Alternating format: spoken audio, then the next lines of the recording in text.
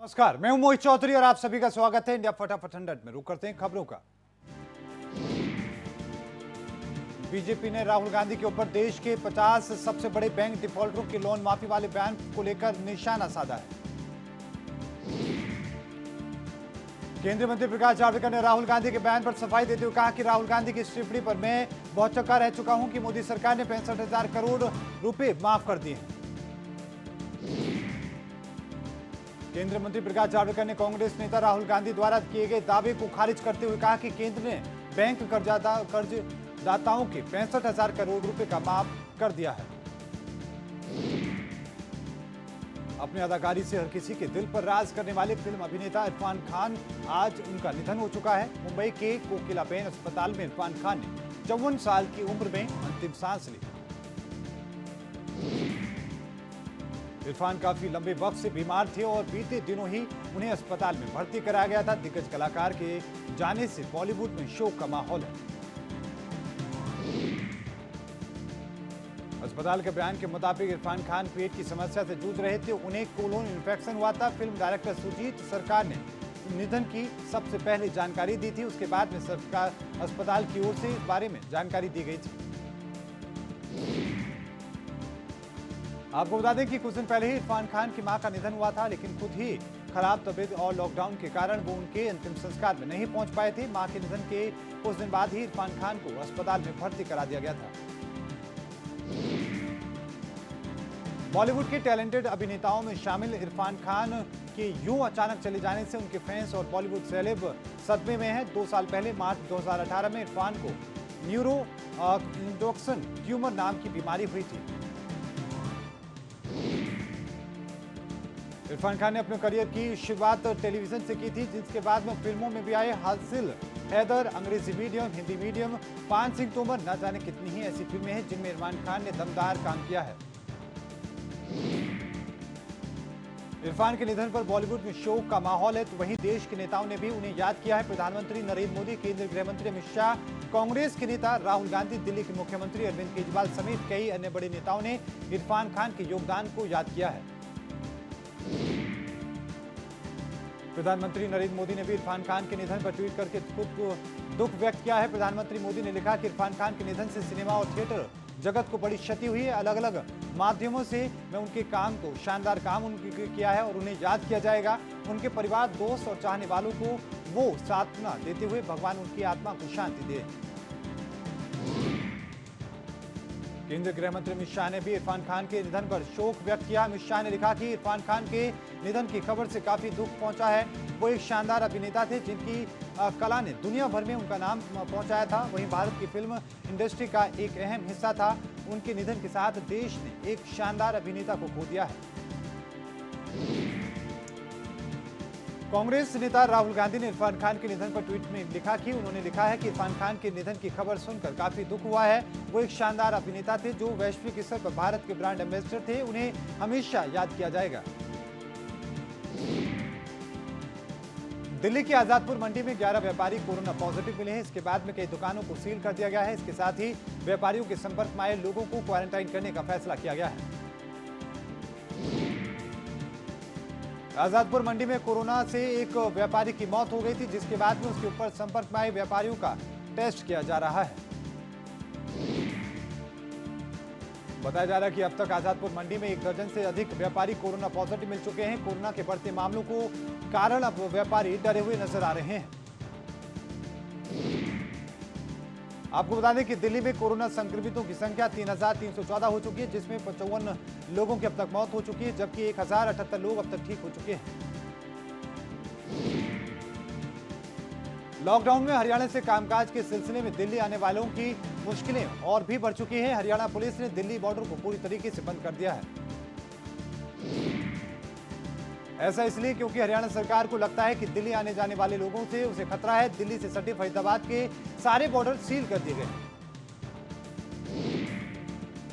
दिल्ली में काम करने वाले डॉक्टर, बैंककर्मी और पुलिस वाले भी अब फरीदाबाद में एंट्री नहीं कर सकेंगे। सिर्फ केंद्र सरकार के जारी पास के साथ ही कोई भी वहां पर एंट्री कर पाएगा। हरियाणा के गृह मंत्री ने साफ किया है कि वो दिल्ली आसपास के राज्यों से हरियाणा को संक्रमित नहीं होने देंगे, जिसके चलते कि ये फैसला लिया गया है।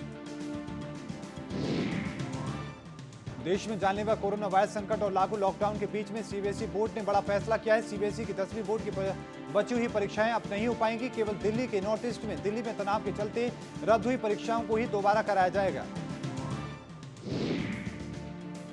वहीं 12वीं के बचे हुए 12 विषयों में केवल महत्वपूर्ण परीक्षाएं ही ली जाएंगी। बताया जा रहा है कि हालात सामान्य होते ही कॉपियों के जांचने का काम भी शुरू कर दिया जाएगा। सीबीएसई के मुताबिक कॉपियां जांचने और रिजल्ट के आने में अभी कम से कम 2.5 महीने लग सकते हैं। सब कुछ लॉकडाउन की स्थिति पर निर्भर करता है। बच्चों में आ रहे तनाव को लेकर सीबीएसई सचिव ने कहा कि अध्यापक और बच्चे दोनों के लिए ऑनलाइन शिक्षा नई व्यवस्था है। ऐसे तनाव को आएगा ही, लेकिन सीबीएसई अध्यापकों को ऑनलाइन शिक्षा के दौरान रचनात्मक को बढ़ाने की सलाह दी गई है ताकि बच्चे तनावग्रस्त न हो। पेरेंट्स भी घर पर इसे दूर करने में मदद करें। दिल्ली के शिक्षा मंत्री मनीष सिसोदिया ने कहा कि सीबीएसई परीक्षाएं रद्द की जानी चाहिए और 10वीं और 12वीं की कक्षा के छात्रों को आंतरिक परीक्षा और मूल्यांकन के आधार पर पदोन्नत किया जाना चाहिए। वहीं उन्होंने यह भी कहा कि अगले साल के लिए पाठ्यक्रम को 30% से कम कर दिया जाना चाहिए। देशव्यापी लॉकडाउन के बीच उत्तराखंड स्थित केदारनाथ मंदिर के कपाट सुबह 6:10 पर खोले गए। पुजारियों ने परंपरागत तरीके से मंत्रोच्चारण और विधि विधान से पूजा अर्चना करने के बाद में बाबा केदारनाथ की पूजा की। वहीं पूरे मंदिर को फूलों से सजाया गया, लेकिन कोरोना संकट और लॉकडाउन की वजह से अभी श्रद्धालुओं को मंदिर में जाने की अनुमति नहीं होगी। मंदिर के मुख्य पुजारी समेत सिर्फ 16 लोगों ने ही यहां पर मौजूद रहे। उत्तराखंड के मुख्यमंत्री त्रिवेंद्र सिंह रावत ने केदारनाथ धाम के कपाट खुलने पर श्रद्धालुओं को शुभकामनाएं दी हैं। उन्होंने ट्वीट में कहा कि आज पूरे विधि विधान के साथ में 11वें ज्योतिर्लिंग भगवान केदारनाथ के कपाट खुलने पर सभी श्रद्धालुओं को शुभकामनाएं। आपका मनोरथ पूर्ण हो। बाबा केदार का आशीष सभी पर बना रहे, ऐसे ही बाबा केदारनाथ जी से मैं कामना करता हूं। साथ ही उन्होंने ये भी कहा कि बाबा से प्रार्थना है कि समस्त मानवता को कोरोना से रक्षा करें। मंदिर में पूजा अर्चना के दौरान सोशल डिस्टेंसिंग का भी विशेष तौर पर ध्यान रखा गया। केदारनाथ धाम में 4 से 6 फीट तक बर्फ जमी हुई है। बर्फ के ग्लेशियर को काटकर मंदिर परिसर तक पहुंचने के लिए रास्ता बनाया गया। शायद ऐसा पहली बार हुआ है जब केदारनाथ धाम में कपाट खुलने के दौरान भक्तों की भीड़ नहीं थी। देश में कोरोना से मरने वालों का आंकड़ा 1000 के पार चला गया है। अब तक देश में कुल 31,332 कोरोना मरीजों की पुष्टि हुई है। इससे 1007 लोगों की मौत हुई है, जबकि 7,696 लोग ठीक हो चुके हैं। अभी देश में 22,629 एक्टिव केस हैं। कोरोना से सबसे अधिक प्रभावित महाराष्ट्र है। अब यहां 9,318 मामले सामने आ चुके हैं, जिसमें 400 लोगों की मौत हो चुकी है, जबकि 1,388 लोग ठीक हो चुके हैं। महाराष्ट्र के बाद गुजरात कोरोना से सबसे अधिक प्रभावित है। यहां पर अब तक 3,774 मामले सामने आ चुके हैं, जिसमें 181 लोगों की मौत हो चुकी है। तीसरे नंबर पर दिल्ली है, जहां पर कुल 206 नए मामले सामने आए, जिसके बाद में दिल्ली में अब कोरोना के कुल 3,314 मामले सामने आ चुके हैं। इनमें से 1,078 लोग ठीक हो चुके हैं, जबकि 54 लोगों की अब तक मौत हो चुकी है। वहीं मंगलवार को 2 से 1 लोग ठीक भी हुए हैं। इसके बाद में राजस्थान का नंबर आता है। यहां पर अब तक 2,364 कंफर्म मामले सामने आ चुके हैं, जिनमें 51 लोगों की मौत हुई है। राजस्थान में पिछले 73 नए मामले सामने आए हैं, जिसमें से 23 मामले सबसे ज्यादा पॉजिटिव मरीजों वाले शहर जयपुर से हैं। 5वें नंबर पर मध्य प्रदेश है, जहां पर अब तक 2,387 मामले सामने आ चुके हैं। इनमें से 120 लोगों की मौत हो चुकी है। उत्तर प्रदेश में भी कोरोना मरीजों की संख्या में इजाफा हो रहा है। वो यहां पर मरीजों की संख्या 2,053 हो चुकी है, जिसमें 34 लोग अपनी जान गंवा चुके हैं। हरियाणा कोविड-19 से संक्रमित लोगों की संख्या बढ़कर अब 308 हो चुकी है और इससे संक्रमित 3 मरीजों की मौत हो चुकी है और 224 मरीज ठीक हो चुके हैं। इसके अलावा जम्मू कश्मीर में 565 मामले और 8 लोगों की मौत हो चुकी है। झारखंड में 103 मामले और 3 लोगों की मौत। कर्नाटक में 523 मामले और 20 लोगों की मौत। केरल में 485 मामले और 4 लोगों की मौत हो चुकी है। वहीं लद्दाख में 22 मामले, मणिपुर में 2 मामले, मेघालय में 12 मामले और 1 की मौत। मिजोरम में 1 मामला और ओडिशा में 118 मामले सामने आ चुके हैं। कोरोना वायरस के इलाज में प्लाज्मा थेरेपी के इस्तेमाल के प्रति बढ़ने वाले अति उत्साह को लेकर आईसीएमआर ने राज्य सरकारों को सावधान किया है। आईसीएमआर के अनुसार बिना सोचे समझे प्लाज्मा थेरेपी से कोरोना का इलाज मरीज के लिए घातक साबित हो सकता है। कोरोना के इलाज से प्लाज्मा थेरेपी कितना कारगर है, इसके सबूत जुटाने के लिए आईसीएमआर ने राष्ट्रीय स्तर पर अध्ययन शुरू किया है और इसके नतीजे आने शुरू हो चुके हैं। और इसी के साथ में आपको ये भी बता दें कि नतीजे आने से पहले ही अंधाधुंध प्रयोग से बचने की सलाह आईसीएमआर ने दी है। स्वास्थ्य मंत्रालय के संयुक्त सचिव लव अग्रवाल के अनुसार भारत समेत पूरी दुनिया में कोरोना वायरस का कोई इलाज उपलब्ध नहीं है। पूरी दुनिया के वैज्ञानिक इसके इलाज के लिए विभिन्न तरीकों पर ट्रायल कर रहे हैं, जिसमें प्लाज्मा थेरेपी भी शामिल है। अभी भी ये ट्रायल स्तर पर है और इस बात का कोई प्रमाण नहीं है इसके इलाज को कोरोना का मरीज पूरी तरीके से ठीक हो पाएगा कि नहीं। यहां तक कि अमेरिका भी फेडरल ड्रग एजेंसी भी इसे एक प्रायोगिक थेरेपी के रूप में देख रहा है। दिल्ली के स्वास्थ्य मंत्री सत्येंद्र जैन ने कहा कि प्रोटोकॉल के अनुसार कोविड-19 के पीटी एम्पुटेशन रोगियों को अस्पताल जाने की इजाजत होगी, यानी कि वो मरीज जिनके कम लक्षण हैं उन्हें घर के अलावा घर में इलाज किया जा सकता है। स्वास्थ्य मंत्री ने कहा कि उनका इलाज घर पर ही किया जा सकता है। दिल्ली में अब कुल 3,314 मामले हैं। राष्ट्रीय राजधानी में कोविड-19 से रोगियों की कुल संख्या का 32% के लोग ठीक हो रहे हैं। कोरोना वायरस का कहर दुनिया में लगातार बढ़ता ही जा रहा है। दुनिया भर में कोरोना वायरस से संक्रमित मरीजों की संख्या 31 लाख के पार पहुंच चुकी है। दुनिया वैश्विक महामारी कोरोना के कहर से लगातार जूझ रही है। इस वायरस से मरने वालों की संख्या 2,17,000 से ज्यादा है और संक्रमितों की संख्या 31,38,000 को पार कर चुकी है, जबकि 9,55,000 से ज्यादा लोग ठीक हो चुके हैं। इस महामारी का सबसे ज्यादा असर महाशक्ति देश माने जाने वाले अमेरिका पर है और पिछले 24 घंटे में कोरोना वायरस की वजह से अमेरिका में 2,207 लोगों की मौत हुई है। पिछले कुछ दिनों में आए मौत के आंकड़ों में गिरावट के बाद में एक बार फिर से इन नंबरों में उछाल देखने को मिल रहा है। अमेरिका में अब तक 58 लाख से ज्यादा लोगों को कोरोना वायरस का टेस्ट हो चुका है। आपको बता दें कि पिछले रविवार को सोमवार को अमेरिका में मौत का आंकड़ा गिरकर 1,000 और 1,200 के आसपास आ गया था। तब उम्मीद जागी थी कि अमेरिका में मौतों की रफ्तार थमती नजर आ रही है, लेकिन अब एक बार फिर से इसने बड़ी उछाल मारी है। इटली में मरने वालों की संख्या 27,359 हो चुकी है। संक्रमितों की संख्या भी 2,01,505 हो चुकी है। पूरे देश में अमेरिका के बाद सबसे ज्यादा मौतें इटली में हुई हैं।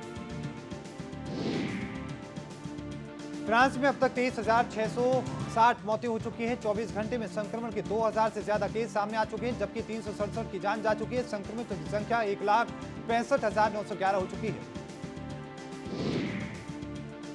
चीन में 24 घंटे के दौरान 22 नए मामले सामने आए हैं। इनमें से 21 बाहर से आने वाले लोग हैं। चीन से संक्रमितों की संख्या 82,858 पहुंच चुकी है, जबकि 4,633 लोगों की मौत हो चुकी है। इजराइल के स्वास्थ्य मंत्रालय के मुताबिक 24 घंटे में संक्रमण के 173 नए केस मिले हैं। संक्रमितों की संख्या बढ़कर 15,728 हो चुकी है, जहां पर एक दिन में 6 लोगों की मौत हुई है। इसके साथ ही कुल आंकड़ा 210 हो चुका है। ग्लोबल बाजारों में मिले-जुले संकेतों के चलते आज घरेलू शेयर बाजार के लिए बहुत ज्यादा ऊंचाई के संकेत नहीं थे, फिर भी बाजार बढ़त के हर निशान के साथ खुला। आज प्री ओपन ट्रेड में स्टॉक मार्केट अच्छी तेजी के साथ देखने को मिला और बाजार तेजी के साथ खुला। आज के कारोबार में सेंसेक्स शुरुआती 5 मिनट में ही 137.10 अंक यानी कि 0.43% की तेजी के साथ में 32,251.62 पर कारोबार कर रहा था। एनएसआई का निफ्टी 9,408 पर खुला और शुरुआती 5 मिनट में ही 50.30 अंक यानी कि 0.54% अंक ऊपर जाकर 9,431.20 पर कारोबार कर रहा था। आज के ट्रेड में निफ्टी के 50 में से 37 शेयरों में तेजी के साथ में और 13 शेयरों में गिरावट के साथ में कारोबार कर रहा था। चढ़ने वाले शेयरों में HDFC 5%, बजाज फाइनेंस 3.16% और टेक महिंद्रा 2.81% की तेजी के साथ में कारोबार कर रहे थे। जी लिमिटेड में 2.72% और ग्लो गेल का शेयर 2.19% की मजबूती के साथ में कारोबार कर रहा था। DCRS वर्मा ने कहा कि जिले में कोविड-19 के सामुदायिक संक्रमण को रोकने हेतु रोहतक और सांपला की सब्जी मंडियों के आगामी आदेशों तक जनता का प्रवेश बंद कर दिया गया है। इन सब्जी मंडियों में जिला प्रशासन द्वारा विशेष प्रबंध किए गए हैं ताकि कोरोना वायरस को फैलने से रोका जा सके।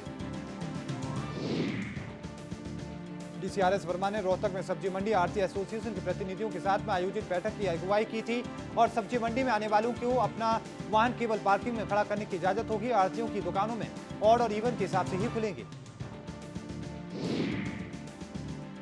रोहतक में बिना लाइसेंस या फिर पंजीकरण के फल सब्जी बेचने वालों के खिलाफ में कार्रवाई की जाएगी। वहीं डीसी ने बताया कि केंद्रीय गृह मंत्रालय द्वारा जारी आदेशों के तहत रिहायशी इलाकों में स्थित दुकानें सामान्य समय से अनुरूप खुलेंगी। जिले में पुस्तकें एवं स्टेशनरी की दुकानें खोलने के आदेश भी जारी किए गए हैं। उन्होंने ये भी कहा कि यदि जिले का कोई भी विद्यार्थी लॉकडाउन की वजह से विदेशों में फंसा हुआ है, वो वापस आना चाहता है तो उनका पूरा विवरण जिला प्रशासन द्वारा स्थापित किए गए नियंत्रण कक्ष में दर्ज कराए ताकि आवश्यक कार्रवाई की जा सके। चरखी दादरी स्वास्थ्य विभाग द्वारा आज मलेरिया डेंगू दिवस मनाया जा रहा है। इसी के साथ में इससे बचने और इससे रोग की रोकथाम के बारे में जानकारी दी गई। इस प्रकार इस बीमारी से बचाव कर सकते हैं और इसी के साथ में इस विषय की एक सेमिनार का आयोजन भी किया गया। इस दौरान सीएमओ प्रदीप शर्मा ने कहा कि डेंगू का जो मच्छर है वो इस बीमारी को फैलाता है। इससे बचने के लिए हमें अपने घरों के आसपास के इलाकों में साफ सफाई पर विशेष तौर पर ध्यान रखने की जरूरत है। लखनऊ के लॉक भवन में कोरोना का उनको लेकर स्वास्थ्य विभाग की तरफ से प्रेस कॉन्फ्रेंस की गई और अपर मुख्य सचिव गृह अपनी अवस्थी ने बताया कि मुख्यमंत्री के निर्देश ये है कि लॉकडाउन का सख्ती से पालन किया जाए और हॉटस्पॉट एरिया के प्रत्येक घर को सैनिटाइज करने का काम किया जाए। मुख्यमंत्री ने सभी जिलों में 15 से 20 हजार लोगों की क्षमता के क्वारंटाइन सेंटर बनाने के निर्देश दिए हैं। वहीं मुख्यमंत्री के आदेश के साथ ही निर्माण कार्य के लिए गिट्टी, ईंट, मोरंग आदि का कोई जो रोक थी उसे हटा दिया गया है। वहीं प्रमुख सचिव स्वास्थ्य अमित मोहन प्रसाद ने बताया कि प्रदेश के 60 जनपदों से संक्रमण आए हैं। इनमें से 7 जनपदों को कोई एक्टिव इन्फेक्शन अब नहीं है।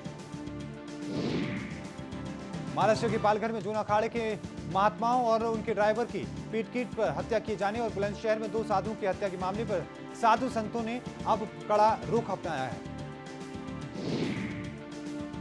साधु संतों की सबसे बड़ी संस्था अखिल भारतीय अखाड़ा परिषद ने इस मामले में उत्तर प्रदेश और महाराष्ट्र सरकार से दखल देने की बात कही है और आपको ये भी बताएं कि सीबीआई जांच कराने की इस मामले में मांग भी की गई है।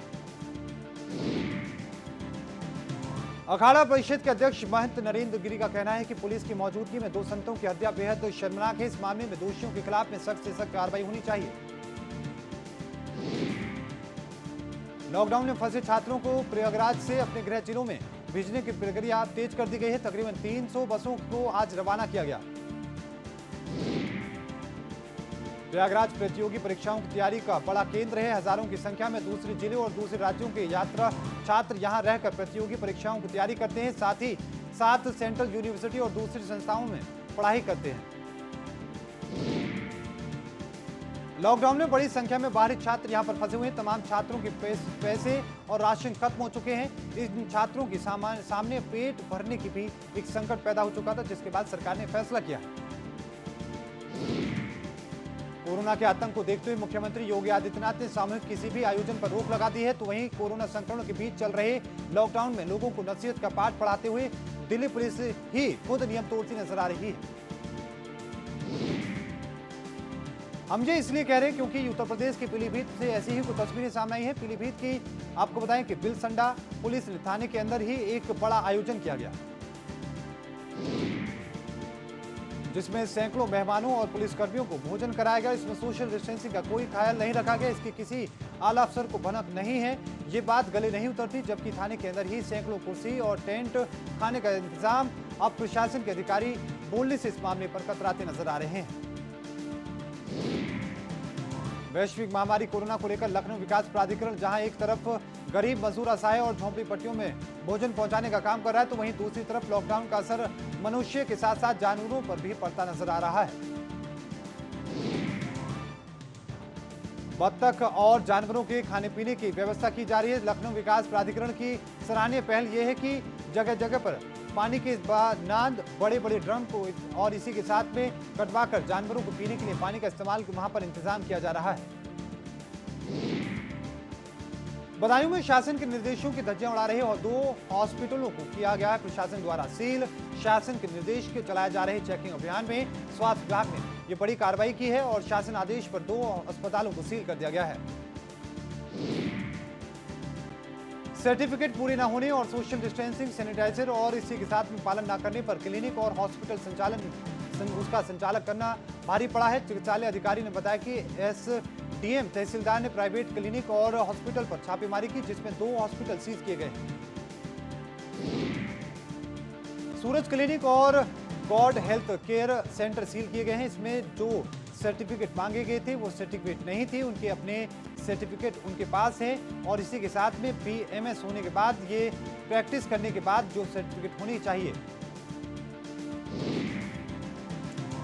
जो क्लिनिक या फिर हॉस्पिटल चलाने के लिए रजिस्ट्रेशन होना चाहिए था, वो भी नहीं होने से और सोशल डिस्टेंसिंग का भी ध्यान नहीं रखने पर इसीलिए हॉस्पिटल को सील किया गया है। वहीं बाकी प्राइवेट क्लिनिक और हॉस्पिटल को नोटिस भेजा गया है। गाजियाबाद कॉलोनी के डाबर तालाब कॉलोनी में पति ने किया पत्नी रूबी की चाकू और खिड़की से शीशे से गला रेत कर हत्या कर दी।